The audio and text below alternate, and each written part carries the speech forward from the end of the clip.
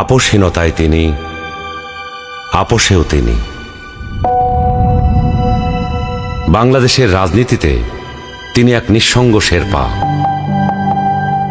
এরশাদের স্বৈরশাসনের বিরুদ্ধে সদ্য রাজনীতিতে এসে তিনি গণতন্ত্রের প্রশ্নে অবিস্মরণীয় ভূমিকা রেখে ভূষিত হলেন আপোষহীন নেতৃত্বে।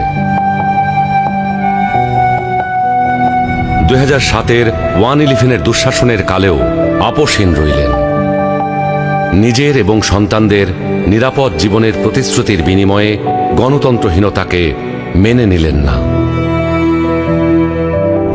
ফ্যাসিস্ট হাসিনার আমলে বিদেশ থেকে ফিরে এসে মিথ্যা মামলা মোকাবেলা করে জেলে চলে গেলেন। তবুও আধিপত্যবাদী রাজনীতির সাথে আপোষ করলেন না, হয়ে উঠলেন ফ্যাসিস্ট শাসন বিরোধী লড়াইয়ের অনন্ত প্রেরণা। তবে কি তিনি কখনোই আপোষ করেননি? অবশ্যই করেছেন। দেশের বৃহত্তর স্বার্থে অনেক গুরুত্বপূর্ণ মুহূর্তে উনি এমন সব বিষয়ে আপোষ করেছেন যেটা না করলে কেবল গণতন্ত্র নয়, বাংলাদেশের স্বাধীনতা সার্বভৌমত্বই বিপন্ন হয়ে পড়ত। 91 সালে তার পছন্দের প্রেসিডেন্সিয়াল পদ্ধতি ছেড়ে সংসদীয় পদ্ধতিতে চলে গেলেন বৃহত্তর রাজনৈতিক সমঝোতার স্বার্থে। বিরোধী দলের দাবির প্রতি শ্রদ্ধা জানাতে 96 সালে নির্বাচন করে অল্প কয়েকদিনের জন্য সংসদ অধিবেশনে বসে তত্ত্বাবধায়ক সরকার সংবিধানে যুক্ত করে ক্ষমতা ছেড়ে নির্বাচন দিয়ে বিরোধী দলে গিয়ে বসেন।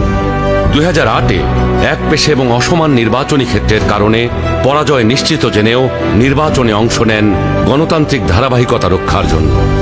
সকল মানুষের মতোই তিনিও নিশ্চয়ই সীমাবদ্ধতার ঊর্ধ্বে ছিলেন না, কিন্তু শিষ্টাচার, সৌজন্যবোধ, দৃঢ়তা, দূরদর্শিতা এবং প্রজ্ঞার সমন্বয়ে তিনি হয়ে উঠেছেন বাংলাদেশের রাজনৈতিক ইতিহাসের এক অনন্য চরিত্র। তিনি বেগম খালেদা জিয়া।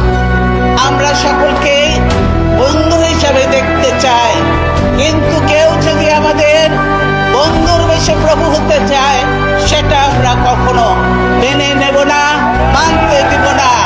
কারো প্রভুত্ব বাংলাদেশের জনগণ স্বীকার